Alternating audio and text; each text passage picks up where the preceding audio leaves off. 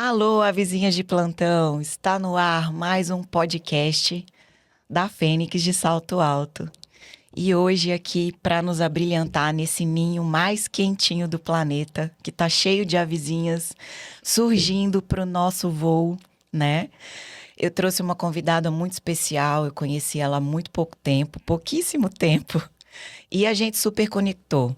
E quando a gente sabe, né, o universo nos traz tantas pessoas maravilhosas e trouxe ela para minha vida, para a vida de muita gente que já vi que ela faz muita diferença. E o nome dela é Priscila De Luca, é uma terapeuta. Muito bem-vinda, Priscila, ao nosso podcast. Quero agradecer a sua presença, a sua disponibilidade de ter vindo assim, super em cima da hora, né? Mas a gente sabe que a hora é a hora, não tem o que discutir nesse momento. Então, nossas fênix, nossas mulheres, nossas queridas sobreviventes que estão ressurgindo das cinzas, precisam muito de aprender um pouquinho com a sua trajetória. E eu já vi que você tem uma história tão linda, tão maravilhosa, cheia de coisas boas, coisas ruins, mas muitas que te trouxe até aqui, né? Então, se você tá aqui com a gente, é porque você tem muita coisa para contar e a gente tem muito que aprender. Então, seja muito bem-vinda. Vou dar a palavra para você trazer um pouquinho do que você faz, tá bom? Tá ótimo, obrigada pelo convite. Eu agradeço a oportunidade de poder falar para outras mulheres, né? Porque somos todas aí cheias de histórias, Sim. e histórias de superação. Então, estou muito feliz de estar aqui e obrigada pela confiança. Obrigada a gente, né, pela sua presença. Obrigada. Então, a gente vai começar com uma pergunta, porque você é terapeuta, né? Isso. Acredito que você se formou em psicologia, como que foi esse início? Ou você é recente? Eu sei que você tem um tipo de terapia diferente, uma terapia nova. Não tão nova, mas pelo que eu fiquei sabendo, né? E pouco que eu pesquisei, é TRG, TGR? É TRG. É TRG, terapia de reprocessamento generativo. exatamente. Ela apareceu aí, acho que o boom dela começou a partir de 2020, Certo. onde as pessoas começaram a se conectar e agora alguns profissionais da área já buscam, porque é uma terapia breve. É uma terapia onde a gente tem começo, meio e fim. Então você não vai ficar para o resto da sua vida ali Sim, batendo papo comigo. A sim. gente quer resolver e trazer o objetivo, que é você ter uma vida saudável. Muitas das terapias que a gente conhece é essa questão, né? Esse pequeno problema que as pessoas ficam presas ao terapeuta a vida toda. Às vezes a vida inteira. Exato. Nem consegue resolver todos os problemas. A pessoa aprende a conviver com terapia, né? Sim. E essa terapia seria tipo uma terapia de choque, vamos dizer assim? Eu acho que é uma terapia de solução, de resultado, Sim. né? Não de choque. A gente vai buscar aí dentro do seu subconsciente tudo que está registrado que afeta a sua vida nos dias de hoje. Todos como é que se diz? Tudo o que acontece de uma forma mais fácil, né? Tudo o que No nosso acontece na emocional. nossa vida, Uhum. no nosso emocional, começa a partir da primeira infância. Então, assim, como você vai tratar o seu hoje se o seu antes está abalado? Certo. Se isso aconteceu, de repente, um trauma de pequeno, como tratar hoje se você não for rever isso? O grande problema das pessoas, talvez hoje, seja o medo de se conectar com essas dores do passado. Mas sem passar por elas, a gente não vai ter uma resiliência, a gente não consegue. Resiliência, o que é? Você pega, você sente, você organiza e você transforma. Sim. Você não consegue fazer isso sem mexer naquela caixinha. Note bem, nosso inconsciente é 95% da nossa mente, 5% só é mente consciente. A foto do iceberg, né? Aham. Eu sempre, na hora que falo no consciente, inconsciente, eu sempre vejo aquela imagem do iceberg, né? Sim. Pouquinho a parte de Pouquinho cima. mente consciente e inconsciente e embaixo, gigante. Então, tudo está registrado lá, guardado. A gente não tem acesso a essas informações, mas elas estão dominando a nossa vida no dia de hoje. Certo, com Então, assim, certeza. todos aqueles todo aquele gatilho vai acionar lá atrás e ele vai dominar. Então, é muito mais fácil a gente viver Certo, conforme estamos vivendo, do que a gente alçar novos voos. certo. Não é verdade? Com certeza, porque muito do que a gente vê hoje, o pessoal fala muito, mas está com a criança interior ferida, então por isso que ela está passando por esse momento, ou às vezes ela não consegue passar por isso, não consegue Uhum. ir para crescer, né? Não sei se seria essa o termo. Será que a gente realmente precisa crescer 100%? Ou a gente consegue conviver com as duas pessoas, né? A criança feliz, a criança interior sem ser ferida e a criança crescida, né? No hoje. Com aquele pensamento assim, aquela criança foi feliz, tudo bem que ela passou por algumas fases ruins, mas hoje ela superou e ela hoje é uma criança crescida, já é madura e pode viver a vida dela feliz, né? Vamos dizer assim. Quando a gente tem esse processo da dor latente, né? Então, o que acontece? Você está trabalhando terapeuticamente seu inconsciente. Tudo que você vai movimentar ali das suas lembranças, das suas memórias, que a gente fala dessa criança, por exemplo, às vezes acontece alguma coisa na sua vida e você tem um rompante, tipo uma expressão drástica, um grito, um desespero, qualquer coisa que te mova fora da sua realidade, é uma criança que não é um processo infantil que a gente fala, é um registro que ficou gravado lá numa fase infantil e você não amadureceu para sua vida hoje, né? Então aquilo está guardado dessa forma lá dentro. Então alguns gatilhos vão acionar essa criança interior que a gente fala, né? Então assim, tudo que a gente trabalha é para que você consiga, por exemplo, hoje administrar, como eu estava te falando, a gente sabe de tudo e faz de conta que não sabe. É mais fácil fazer mais isso. fácil esconder, né? Esconder as dores de nós mesmos, porque a dor dói, né? Então, o trabalho da TRG é um pouco diferenciado nesse sentido. Porque, assim, você vai ter que passar pelos processos. Eu digo que, assim, imagina uma corrente quando vai passar naquela rosquinha, né? Naquele círculo que está a corrente. Se você tiver um monte de cadeadinho, vai passar? Não. Não vai. Se você tirar o cadeado do meio, vai passar? Não vai. Não vai. Você tem que tirar um por um. Então, são fases. O tratamento são fases. As pessoas gostam de um resultado imediatista, mas não existe. É balela falar sobre isso, Tem né? muita gente que fala, vai ter que tirar, tipo, uma cebola, vai ter que ir Vai tirar descascando casquinha por casquinha, até chegar no ponto em que precisa ser tratado, né? Exatamente. Ou aquele ponto que você vai se sentir realmente libertado, né? Exatamente. Então, assim, dentro do processo da TRG, existe todo um movimento. São 5 fases que a gente fala. A gente tem um trabalho que é cronológico, que lida com o tempo, né? A gente tem o processo de somatização, porque toda memória traz alguma coisa para nós. Por exemplo, eu posso estar no meu processo, né, interiorizando ali uma memória e de repente tá engasgada. Por quê? Em algum momento, provavelmente, você não foi ouvida, você não conseguiu falar, você se aprisionou naquele movimento. Acontece muito comigo. Eu tava conversando com você ontem, lembra? Eu falei, cara, tem hora que eu vou falar e parece que tem alguma coisa aqui no... Aí eu falei assim, deve ter alguma coisa no meu chakra laríngeo bloqueado. De certa forma, a mesma tecnologia, mas assim, eu senti que estava me incomodando Sim. aquilo. Isso acontece muito quando a gente está reprocessando. Sim. Então, tem alguns momentos que você vai ter, por exemplo, uma dor intensa nas costas, nos ombros, um calafrio, um suador, sentir como se tivesse um peso no seu corpo te enrijecendo. São todas sensações que o seu corpo está demonstrando que algo não vai bem ali naquela memória. Então, a gente tem que repassar ela várias vezes. Podemos conversar sobre isso ou necessariamente também não podemos, Só né? passar Só passar e você sentir que é somatização, isso que importa, você sentir, né? Então a gente repassa isso algumas vezes até você entender que aquilo não faz mais sentido para você. Que aí você teve sentiu, organizou e transformou. Então você vai ter a memória. Assim, ó, peraí. E fui falando e vai indo. Processando. Eu falei, gente, você vai processando e vai... Porque, de certa forma, a gente tem que escutar o corpo da gente, né? O corpo da gente, ele fala muito, né? Fala silenciosamente. E tem pessoas que não deixam ele falar, que aí acarreta doenças e traumas que vão ser Sim. com muito mais complicado em curar, Sim, certo? com certeza. Tá. Vamos voltar a este assunto mais pra frente, Vamos. mas agora a gente vai falar da sua trajetória.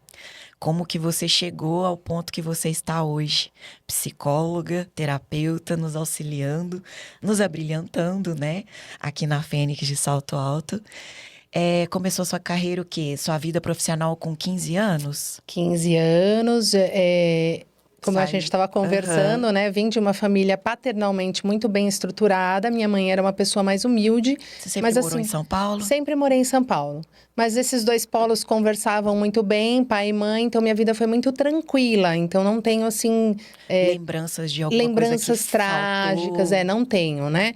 Apesar de, no momento da separação dos meus pais, que foi mais ou menos em 80, ter sido muito difícil para mim. Porque naquela época era muito preconceituoso o Sim. divórcio, mas ele não era preconceituoso para o homem, ele era para a mulher. Por isso que Fênix faz todo sentido Sim. para nós, né? Em muitos momentos. Porque apesar de eu não ter grandes dores de escassez, digamos assim, eu tive de ver a minha mãe sofrer tudo aquilo. Então, aquilo já ficou incutido em mim. Sim. Né? Aquele rompimento, o abandono paternal e a dor da minha mãe de ser apontada, olha, aquela ali é desquitada, sabe? Então, foi muito difícil. E ver a minha mãe como uma mulher... Minha mãe foi sensacional. Então, assim, é um super exemplo para mim de caráter, de dignidade. Ver ela passar por tudo aquilo de cabeça em pé sempre me fez ter esse gás, Sim. né? Você se espelhou nela, claro, Me espelhei nela. para ir além do... Sim. Mas será que também você sofreu, como você disse, né? Você sofreu muito em vê-la sofrer. Sim. E será que você acha que o que você passou na sua trajetória de relacionamentos pode ter a ver com isso também? Eu ia chegar, eu ia te contar lá na frente, porque tem muito a ver. Sim. Né? Assim, a gente não entende que os padrões são construídos até mesmo em bons exemplos. Sim. Né? Então, assim, todos os relacionamentos que eu tive foram relacionamentos de traição iguaizinhos os da minha mãe. Oh, meu Deus. Todos, desde o primeiro namorado. Mesmo eu não desejando aquilo, mesmo eu conversando com as pessoas com quem eu me relacionava, eu tinha tanto medo, por exemplo, da traição, que eu falava assim, olha, eu vou te pedir só uma coisa, se você quiser, você termina comigo, mas não me trai? Oh, meu Deus. O que acontecia? Todos me traíam. Porque eu constituí um padrão. Exatamente. De uma história do meu pai e da minha mãe. Acabava atraindo aquilo que você não queria, Exatamente, né? Uma lei da atração. Lei da atração. É o que a gente está falando sobre isso o tempo todo, né? Sim. A gente vê isso nas mídias sociais. Sim. A gente não pode falar o que a gente não deseja. Sim. Porque se a gente fala, a gente acaba atraindo, não tem como. O pior é que não adianta que nem a essa gente mente? não falar. Porque está registrado no subconsciente, então você sempre vai ter esse Tá lá feedback. enraizado lá embaixo. Como que faz, Sim, é uma gente? loucura. Tem que passar pelo processo. Mas que bom que temos essa terapia agora para ir lá embaixo no iceberg. Buscar lá no buscar fundinho. E tratar, né? É verdade, verdade. Enfim, e como foi essa sua trajetória? Você foi casada, muito jovem, começou a trabalhar, já fez faculdade de psicologia, como foi? Foi assim. Eu tive um relacionamento, né, com o pai da minha filha. Ele era meu namorado na época, engravidei.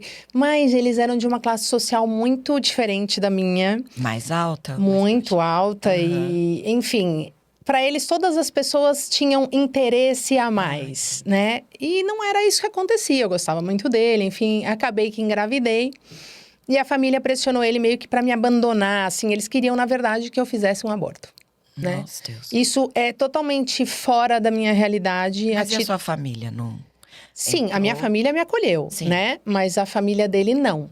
Então, esse bebê, que é minha filha hoje de 23 anos, linda, maravilhosa, nasceu. Uma bênção. Uma bênção divina, graças a Deus eu pude ter todos os meus filhos.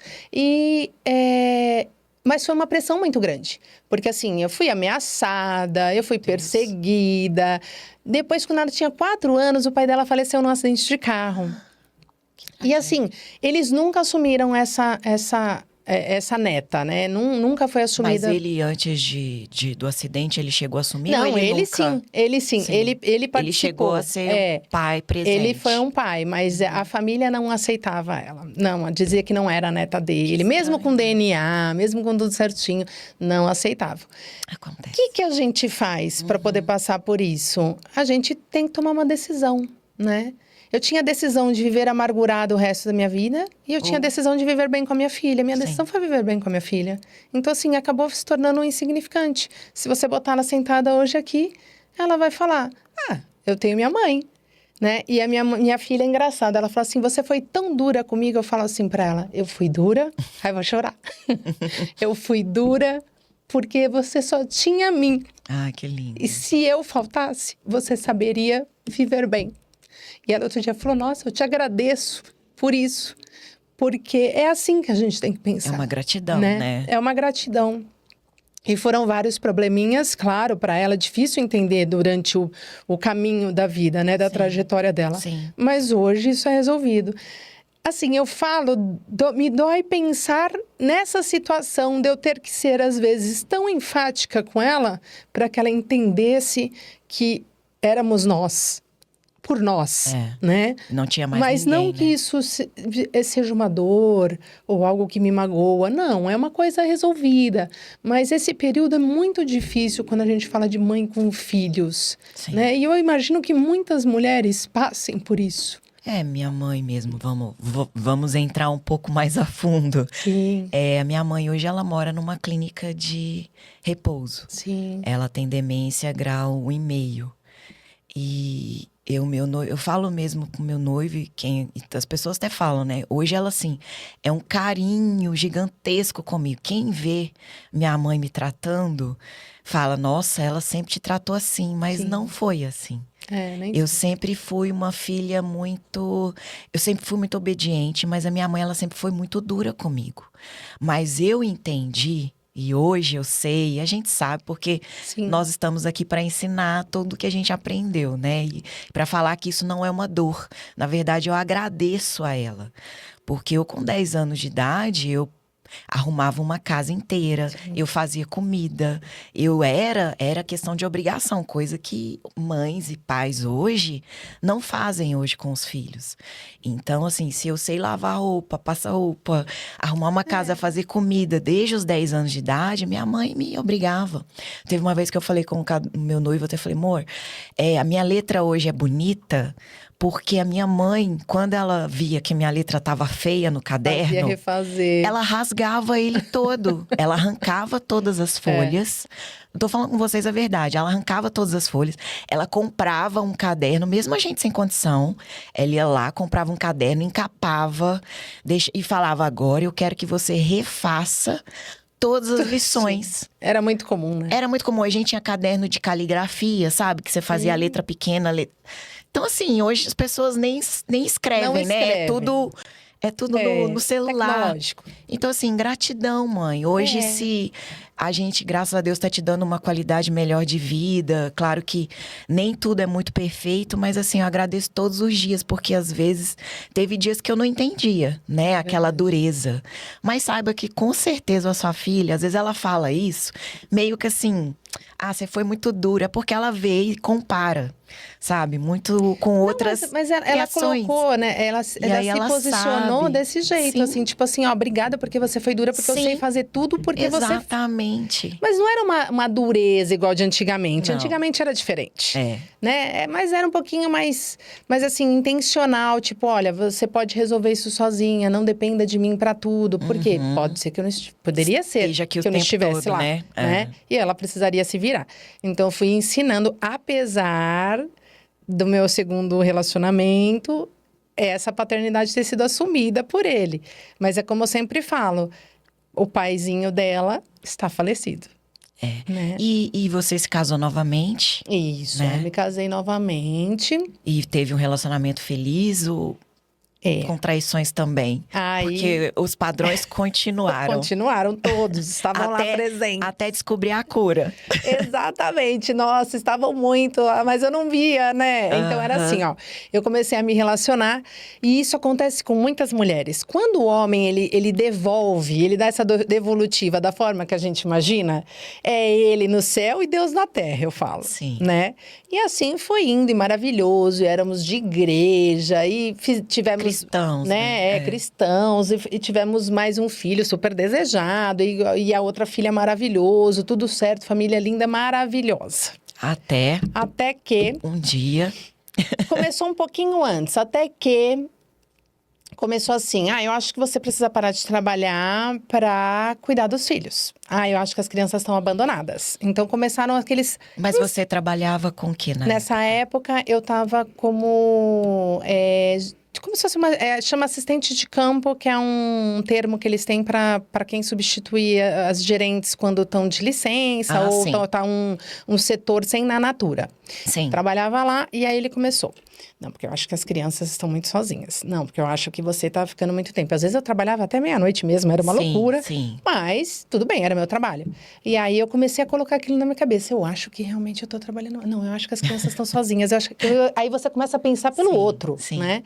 E aí começou. Bom, e começou um tal de não atende telefone, um tal de some aqui e ali, mas era tudo muito casado, porque a gente tinha transportador. Então, ele conseguia coordenar assim, faltou um funcionário, eu vou ter que substituir ele ali. Numa entrega. Numa madrugada, num dia, numa tarde. E aquilo foi acontecendo. Enfim. Aí foi o dia que eu comecei... Aí você começa a perceber uns sinais, né? E eram umas brincadeirinhas, assim, muito sutis, que isso eu gosto de pontuar quando eu falo com relação a mulheres. Para nós fênix. Para as fênix. Prestem atenção, meninas. Olha a dica da terapeuta. Vem assim, olha... Nossa, eu acho que você deu uma engordada, né? Eu acho que você tá... Nossa, tudo que eu não queria era mulher com um bumbum igual o seu, que eu lembro da minha mãe. Esse peito tá meio caído, não tá? Que engraçado. Eu falava assim, meu Deus do céu. Mas não tive filho seu? Eu falava pra ele, mas aquilo entrava na minha mente. E a pessoa ia lá e fazia regimes homéricos pra ficar magra. Porque eu tinha que ficar magra. Porque ele achava que eu tava gorda. Aí você começa a emagrecer, aí você começa a se distanciar. É um certo tipo de violência. Isso, né? É uma violência emocional, né? Então começa. Então te tira do trabalho, você fica dependente dele. Chama você de gorda, você emagrece pra acertar. Você ri alto, você começa a falar baixo. Você me incomoda. Vai te anulando, vai te né? anulando. Vai anulando a pessoa que é você. Exatamente. Quem é a Priscila. Quando você olha, você não existe mais. Você não existe. Você está ali só para atender as vontades de um narcisista. De um narcisista. E ainda pior, mitomaníaco, porque ainda era mentiroso compulsivo. Que mitomania é isso? A pessoa mente, ela acredita na mentira dela e você acaba acreditando também. Sim, porque aquela mentira que a pessoa tá contando vira verdade, né? É convincente demais. E aí, sim, foi indo. E aí, enfim, nos separamos, mas... Há outro erro que as mulheres cometem, as fênix, olha lá. Voltava chorando e eu falava, coitado. Como eu era uma cristã, sempre fui cristã, o que eu falava? Eu acho que ele pode mudar, eu vou orar aqui, vai dar certo, Jesus. Vai dar certo, amém.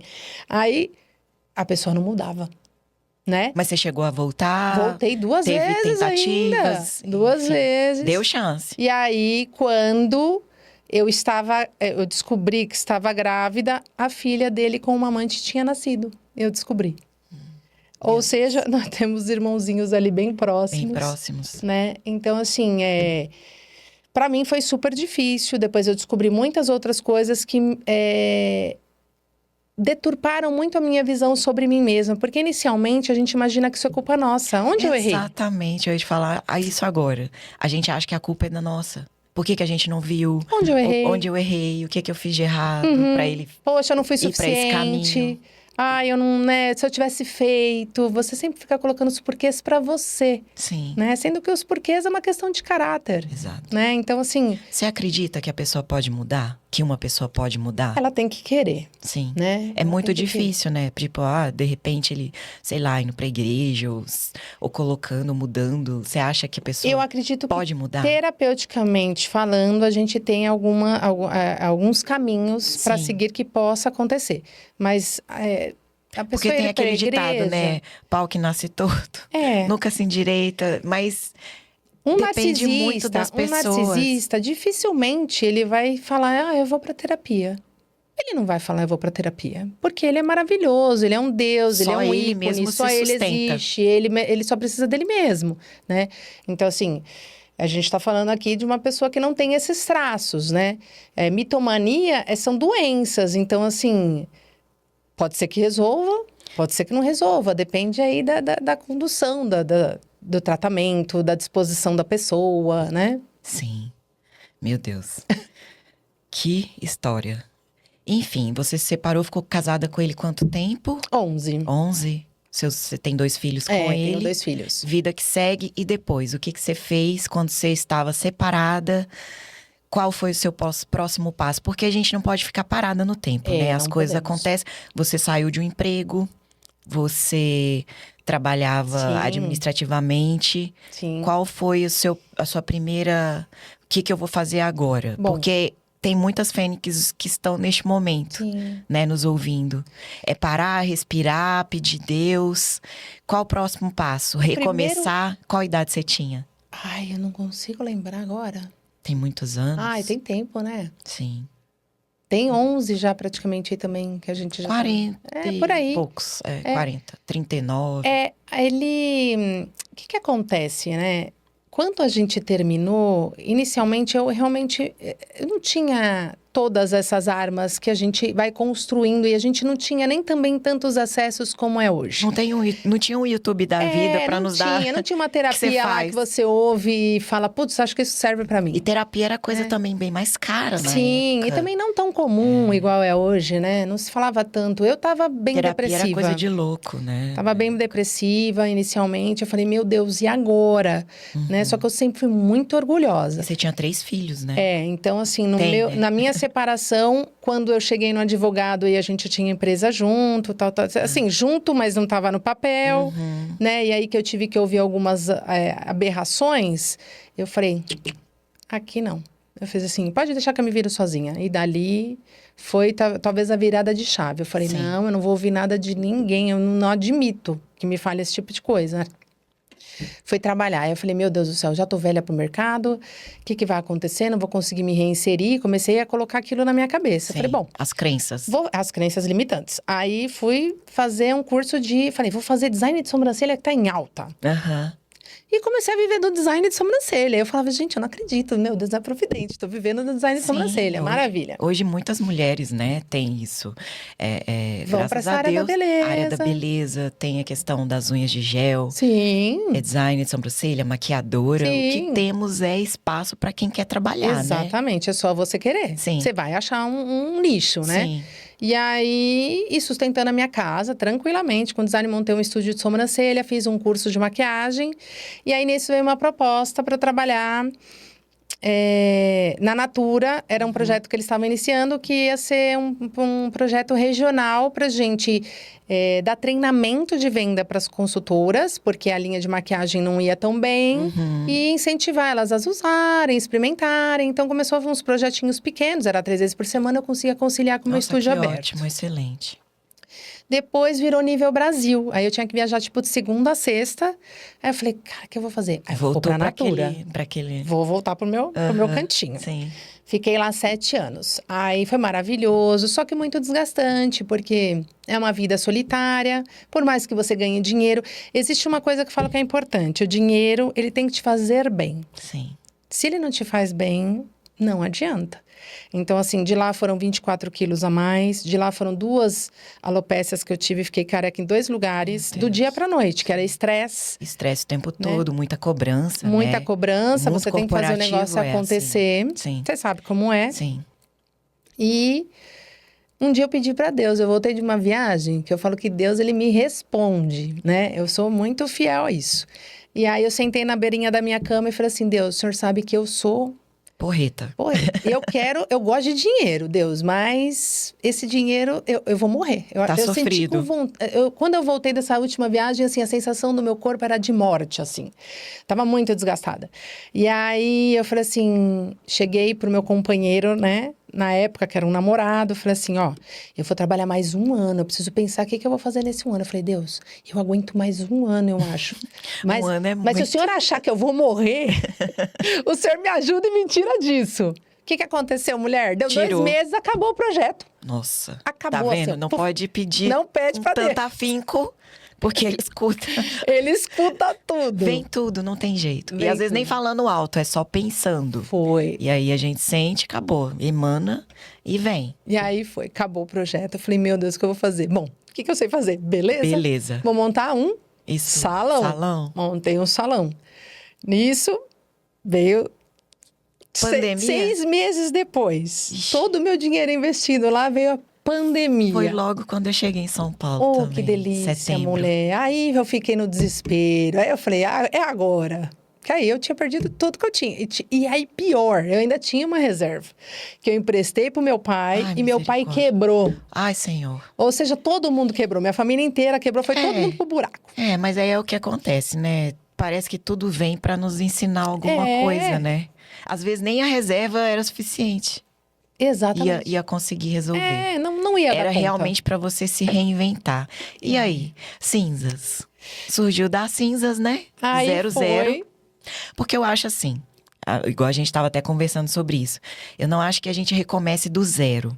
Ninguém recomeça do zero. Não. A gente recomeça de onde a gente parou. Exatamente. Então, assim, é claro que com mais experiência, Uhum. né? Com mais discernimento, às vezes com não tantas forças, mas às vezes com muito mais força, mais gana. E Sim. com mais aprendizado, para não cometer os mesmos erros. Sim, e às Então, vezes fala, comete. recomecei do zero. Vamos reformular esse recomeçar do zero. Vamos recomeçar de onde parou. Aham. O que você fez depois disso? Bom, Aí você foi...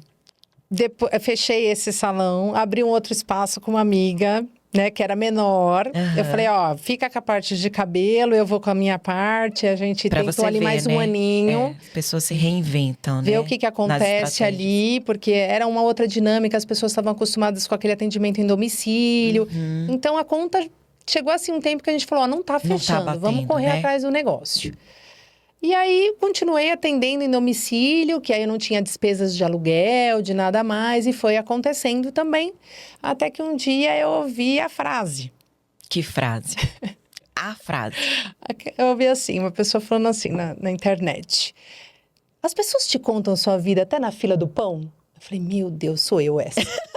Sou exatamente eu. E é legal, né? Você já pensou que você poderia mudar a vida das pessoas? Eu falei, misericórdia, é pra mim mesmo. É comigo mesmo que a É pessoa comigo, tá não, esse falando? homem tá falando comigo. Ô, Deus.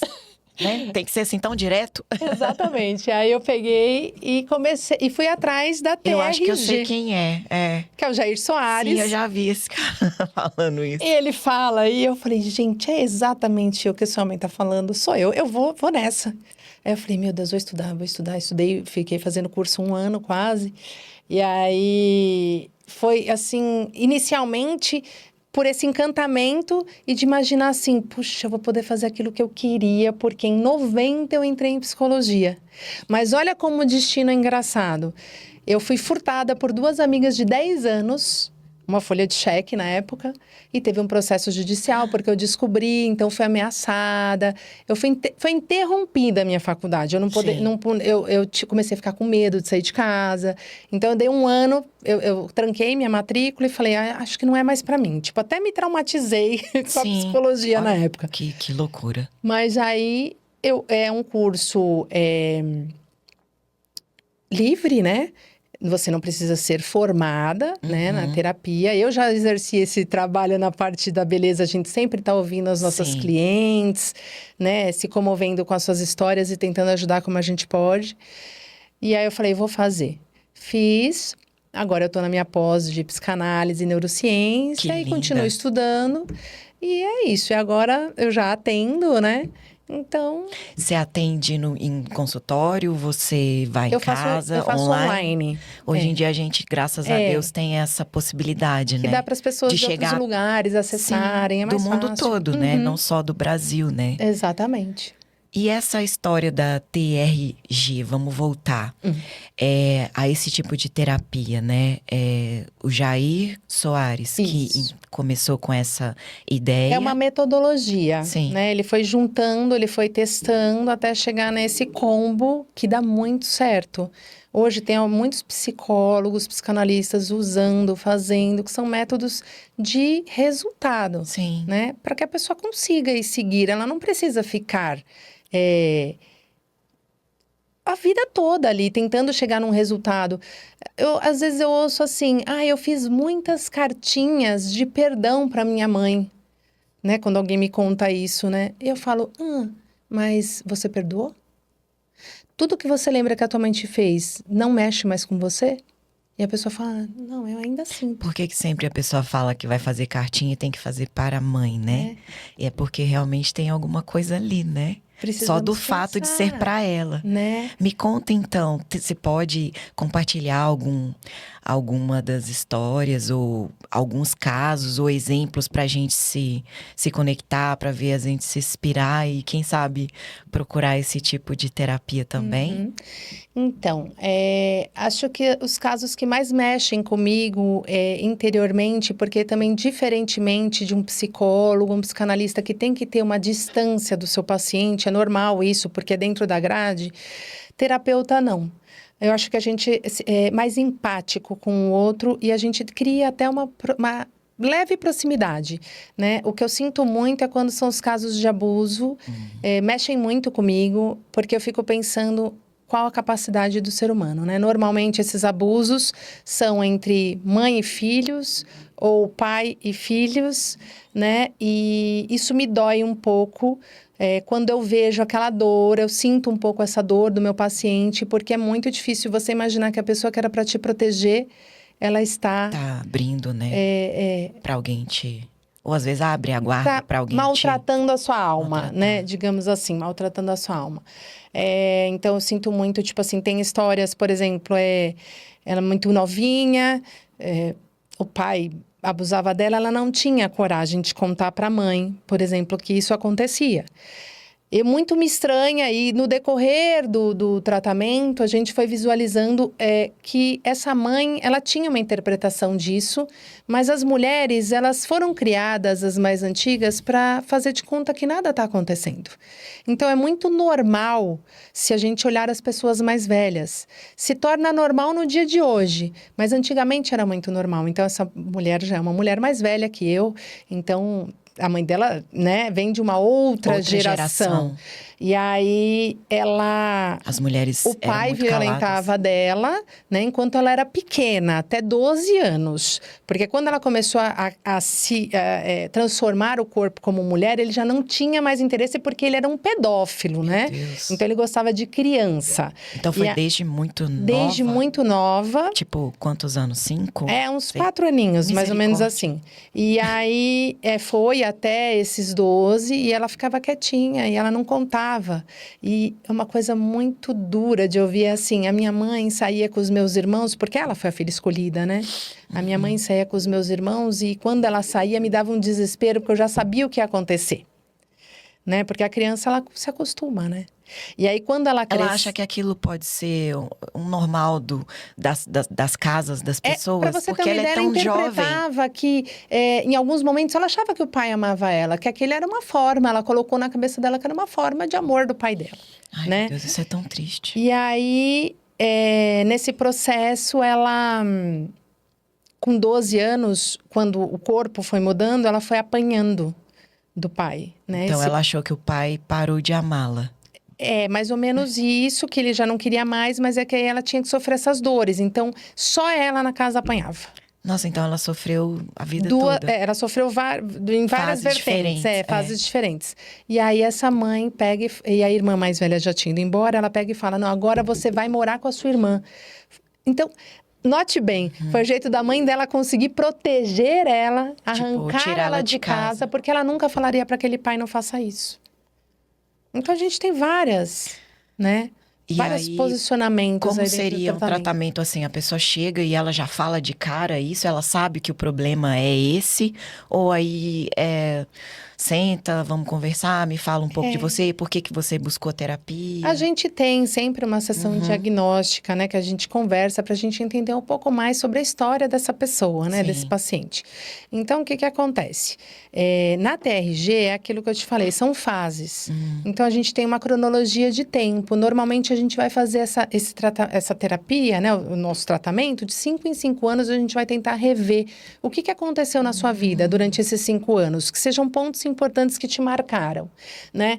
Então, às vezes é uma memória, a pessoa sabe que ela foi abusada, mas ela não tem pequenos detalhes para te dar. Com o tempo, com as sessões, as coisas começam a meio que sair. Florescer, né? É como se tivesse Sai. Aham. saindo, né? Sim. Vai pondo pra fora. E aí as memórias vão aparecendo. Aí chega numa sessão e fala: poxa, você não sabe o que eu lembrei. Eu lembrei que meu pai fazia isso, isso, isso. Eu lembrei que a minha mãe, inicialmente, ela não lembrava de grandes coisas, mas alguns detalhes foram aparecendo no caminho, entendeu? Sim. Então, assim, de 5 em 5 anos a gente vai rever a sua vida, né? Aí você vai ter essas dores, as pessoas. Eu já fiz E a todo esse pessoa fica processo. ruim Não fica. no A pessoa, período, no porque ela momento, lembra, né? naquela hora da sessão, ela vai sentir, né? Não tem como você não Sim. sentir, não somatizar. Tem que sentir pra conseguir Para poder ressignificar, né? ressignificar, exatamente. Ah. E aí, depois disso, acabou a sessão. Se a pessoa está muito agitada, a gente faz um protocolo de segurança. Essa pessoa vai terminar, vai estar tudo bem. Ela virou as costas, acabou, desligou o telefone, ela não sente mais nada. Às vezes você fala assim, tô com uma dor de cabeça, uma enxaqueca horrível, de repente acabou a sessão. Tá tudo bem? Tá tudo bem. Ter sua vida nova E agora. aí, então, a gente tem o cronológico, o somático, temático, que a gente pega esse tema. Então, um tema importante para ela, abuso. Vamos rever esse tema do abuso. Tá tudo certo? Tá zeradinho? Vamos passar a fase. Futuro. O que é o reprocessamento futuro? Tudo que você tem medo. Eu tenho medo de não dar conta. Por exemplo, a Priscila, eu tinha medo de não dar conta da minha vida, de não ser provedora, né? De não conseguir alavancar minha carreira.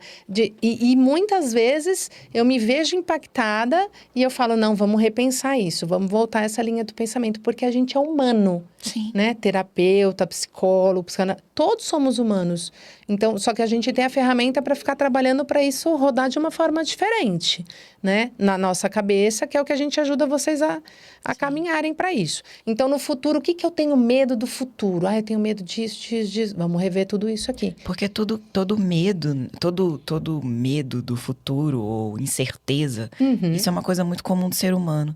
Mas provavelmente tem alguma coisa lá atrás que tá... Sim. O que tá enraizado, E de repente você passou pela fase, mas você Sim. continua com esse medo. Eu tenho medo de não ser uma mãe provedora. Eu tenho medo de não conseguir ter saúde. E o único problema, assim, que eu acho que um dos piores medos, assim, que a gente tem é o medo... o medo, ele paralisa muito as pessoas, né? E não deixa a gente avançar. Então, é muito do que a gente tem que tratar hoje. Muitas fênix hoje estão neste momento, né? Por que eu não... Aí o pessoal, coloca outros nomes, tá procrastinando, tá não sei o quê. Cara, isso não é procrastinar, é medo. É medo de à frente. É medo. É medo. Aí as medo pessoas de não colocam chegar no nomes. objetivo, né? É medo de... eu tenho medo de julgamento. Não, você tem medo do futuro e do que as pessoas vão pensar. Mas por que você tem medo do julgamento? Por quê? Né? Por quê? O que aconteceu lá atrás? Exatamente. Igual eu te contei um caso que foi comigo, né? Sim. Vou só compartilhar rápido. Eu comentei com ela porque eu tô muito nesse tratamento. O tratamento do medo. Medo de avançar. Medo de alguma coisa. E qual é esse medo? Medo de ficar pobre, de não ter dinheiro? Medo de passar fome? Por que esse medo tá em mim? O medo de aparecer? Medo de julgamento? E aí, eu nessas conexões, tá me vindo na memória. Vários momentos meus na minha infância. E que eu tinha medo. Aí me veio 2 imagens. Não sei por quê. Você vai saber me falar depois.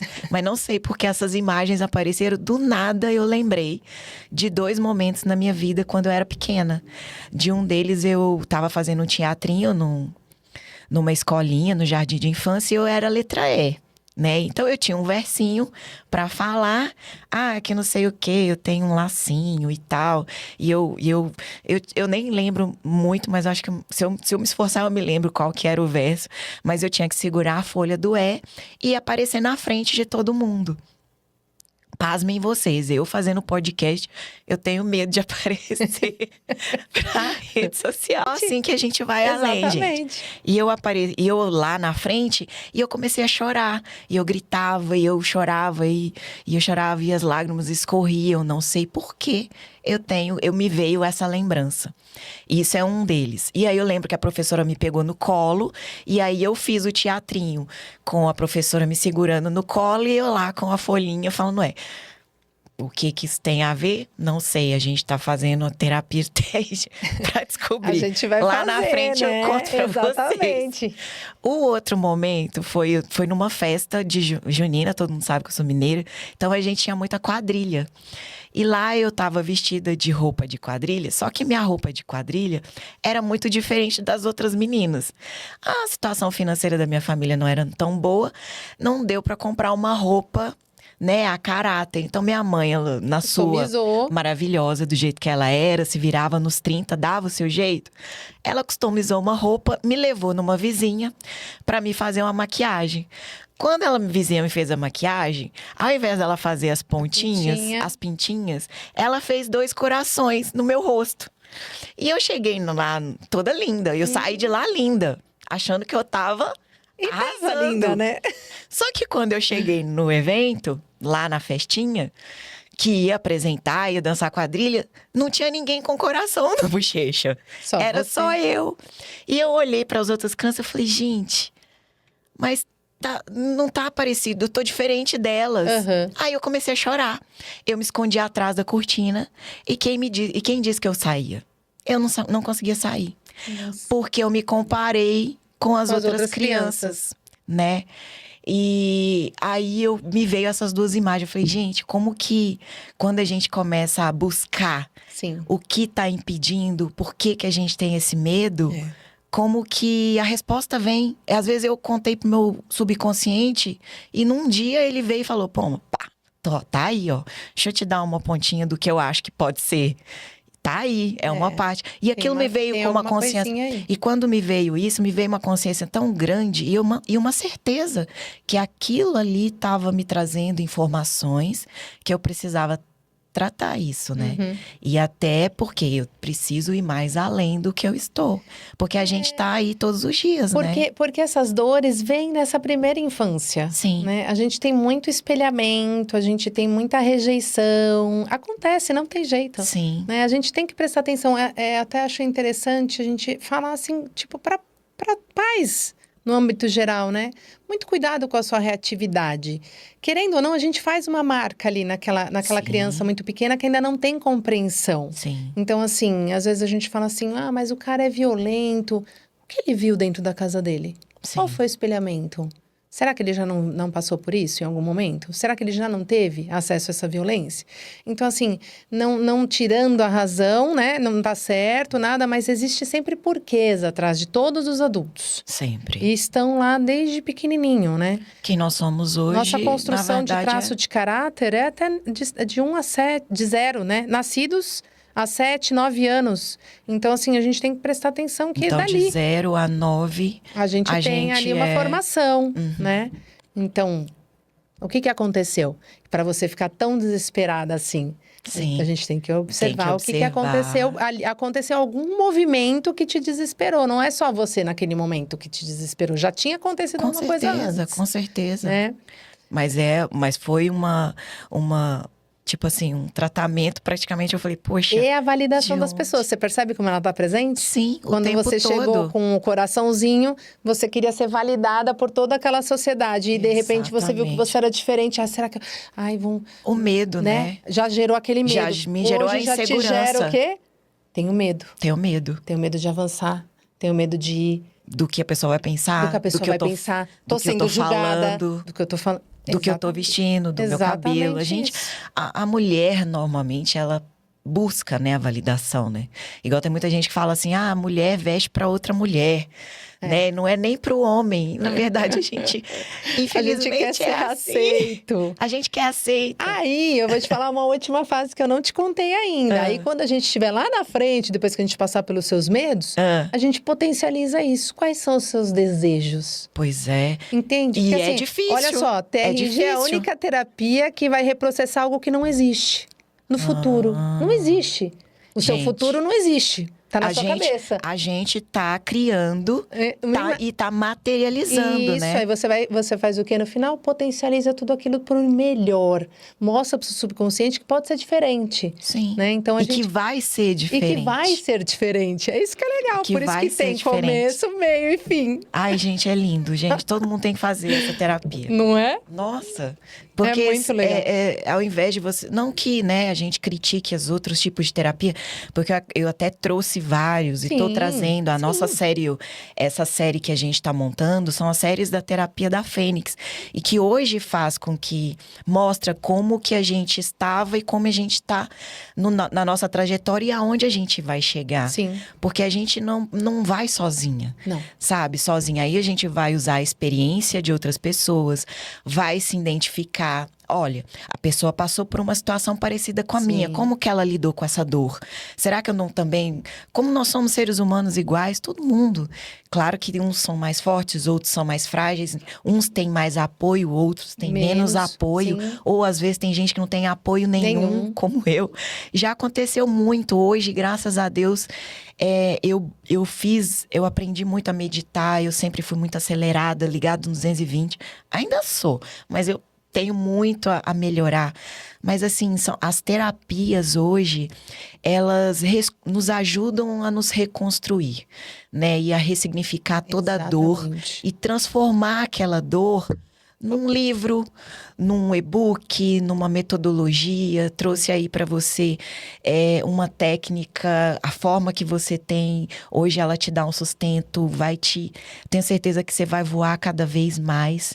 Né? Isso hoje eu vejo as suas redes sociais, você tem super desenvoltura para falar na câmera. Eu preciso muito aprender com você. Vamos, claro. Vou trocar muita figurinha ainda. Vamos, com certeza. Mas hoje aqui no nosso podcast, eu trouxe um pedaço aqui no nosso quadro. Eu vou disponibilizar o tempo pra gente fazer tipo um bate-bola.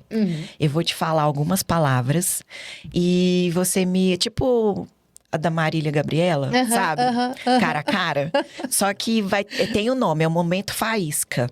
Então, assim, eu imaginei algumas palavras durante nossa conversa, que eu acho que você vai trazer uma palavra e, quem sabe, uma consciência para todo mundo. Deixa eu começar com a primeira palavra. Psicologia. Uma palavra. Vida. Filha.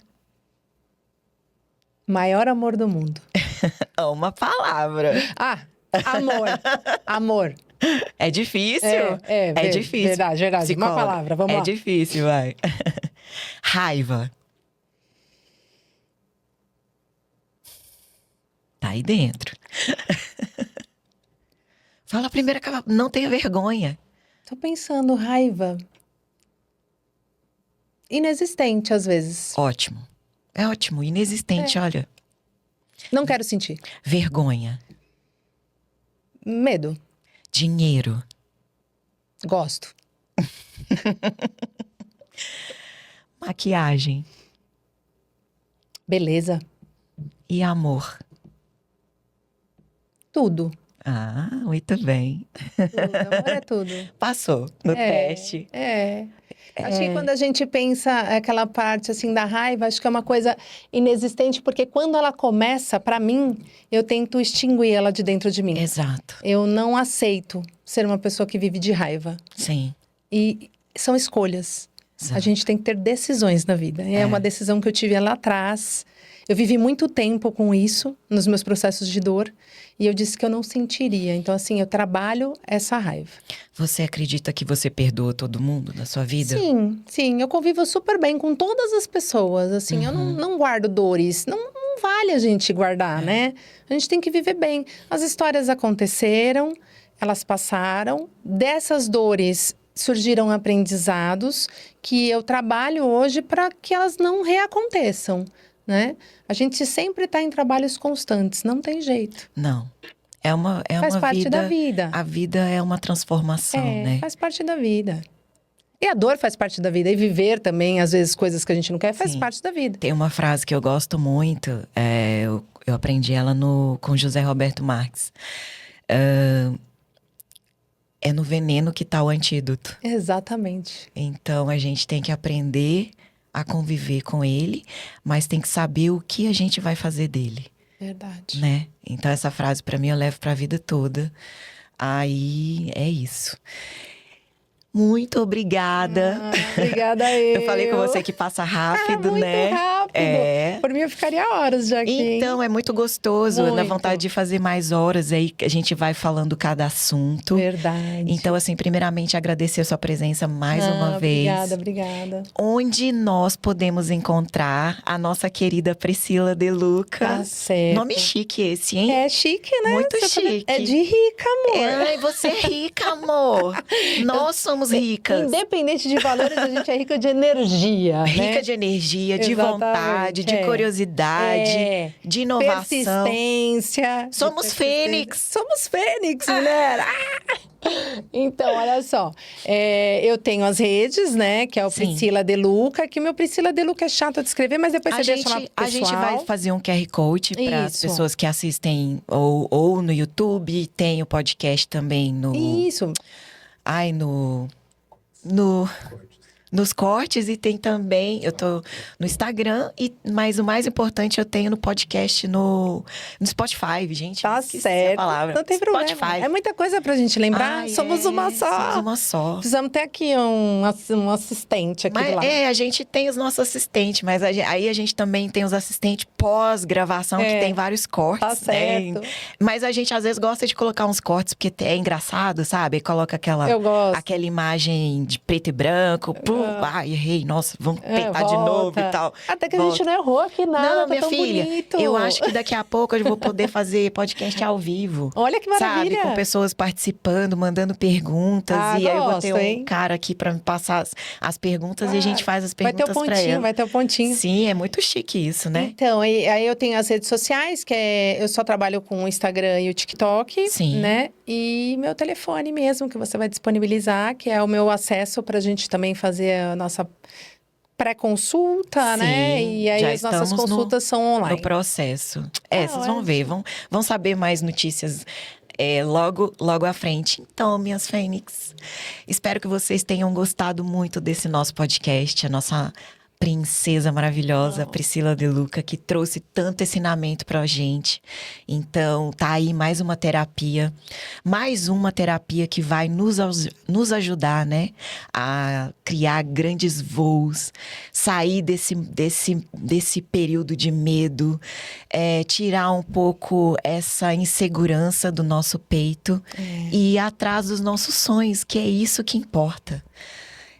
Espero que vocês fiquem com Deus e poste, compartilhe, mostre para uma amiga que precisa ouvir isso, se identifica com a história da Priscila, com a trajetória dela. Traz pra gente mais informações, venham, tragam dúvidas, perguntas, compartilhem com suas amigas e tudo vai ser maravilhoso, eu tenho certeza. E outra coisa, se inscreve no canal, curte, compartilha com suas amigas. Eu tenho certeza que a gente vai crescer muito para mostrar todo esse renascimento para muito mais fênix. Um grande beijo para vocês, fiquem com Deus.